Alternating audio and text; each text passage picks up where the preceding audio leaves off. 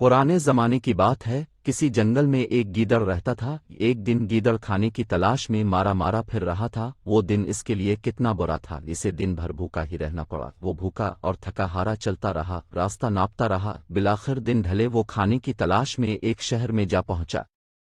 इसे ये भी एहसास था कि एक गीदड़ के लिए शहर में चलना फिरना खतरे से खाली नहीं है, लेकिन भूख की शिद्दत की वजह से ये खतरा मोल लेने पर मजबूर था। मुझे बहरहाल खाने के लिए कुछ न कुछ हासिल करना है, उसने अपने दिल में कहा। लेकिन किसी आदमी का कुत्ते से दो चार होना ना पड़े। अचानक उसने खतरे की बो महसूस की। कुत्ते भौंक रहे थे। वो जानता था कि वो इसके पीछे लग जाएंगे। वो डर कर भागा, उसे देख लिया और उसके पीछे दौड़ पड़े। कुत्तों से पीछा छुड़ाने के लिए गीदड़ तेज भागने लगा, लेकिन कुत्ते इसके करीब पहुंच गए।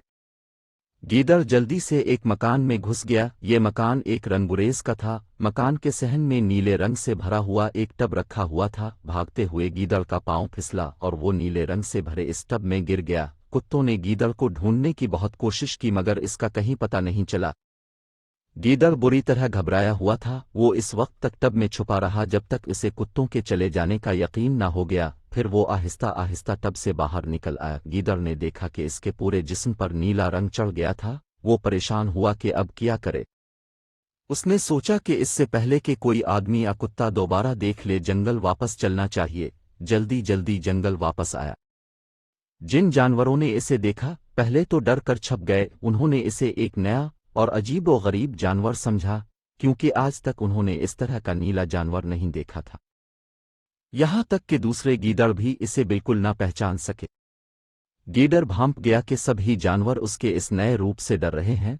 बस फिर किया था, उसके दिमाग में एक तरकीब आई। वो चीख चीख कर जानवरों को पुकारने लगा, ठहरो, दम लो, कहाँ जाते हो, यहाँ आ, मेरी बात सुनो। सारे जानवर राग कर गीदड़ को देखने लगे। इसके पास जाते हुए वो अब भी डर रहे थे। गीदड़ फिर चलाकर बोला, आओ मेरे पास आओ, अपने सभी दोस्तों को बुला लाओ, मुझे तुम सबसे एक जरूरी बात कहनी है। एक एक करके सभी जानवर नीले गीदड़ के पास पहुंचे। चीते, हाथी, बंदर, खरगोश, हिरन, गरज सभी जंगली जानवर उसके चारों तरफ खड़े हो गए। उन्होंने हैरान होकर इससे पूछा, तुम कौन हो? चालाक गीदड़ ने झूठ मूठ कह दिया कि मेरा नाम चियाछाओ है। मुझसे डरो नहीं, मैं तुम्हें कोई नुकसान नहीं पहुंचाऊंगा। मुझे इस जंगल में तमाम जानवरों का बादशाह बनाकर भेजा गया है। मैं एक बादशाह की तरह सबकी हिफाजत करूंगा। गीदड़ के जिस्म पर नीला रंग सूरज की रोशनी में बड़ा चमकदार और खूबसूरत लग रहा था। इसका रंग बिल्कुल अनोखा था और ऐसे रंग का जानवर किसी ने नहीं देखा। ये जाने बगैर कि वो किस किस्म का जानवर है, सभी जंगल के जानवरों ने इसकी बात का यकीन कर लिया, इसे अपना राजा मान लिया। वो उसके सामने सर झुकाकर बोले, हमें आपकी बादशाहत कबूल है, हम आपके हुक्म के मुंतजर हैं। ली गीदड़ ने कहा, तुम्हें अपने बादशाह की अच्छी तरह देखभाल करनी होगी। तुम मुझे ऐसे खाने खिलाया करो जो बादशाह खाता है। जरूर हुजूर वाला, सभी जानवरों ने एक ही आवाज में कहा, हम दिल ओ जान से अपने बादशाह की खिदमत करेंगे। फरमाइए, इसके अलावा हमें और क्या करना होगा? तुम्हें अपने बादशाह का वफादार रहना है।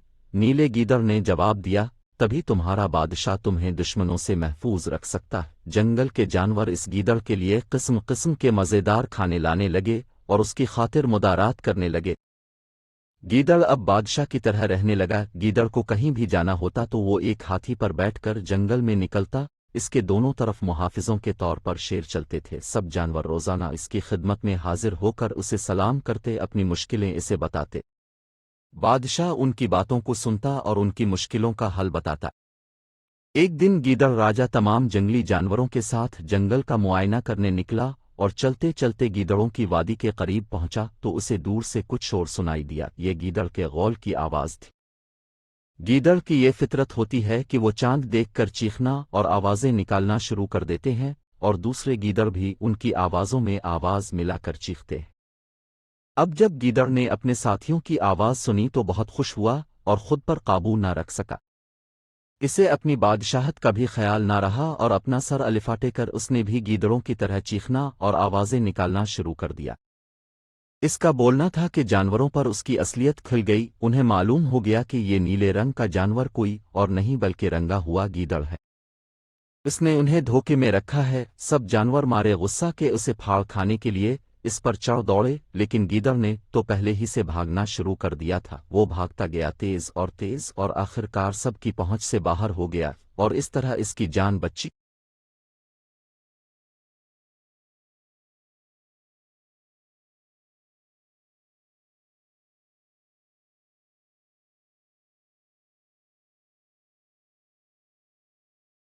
لیکن کتوں نے اس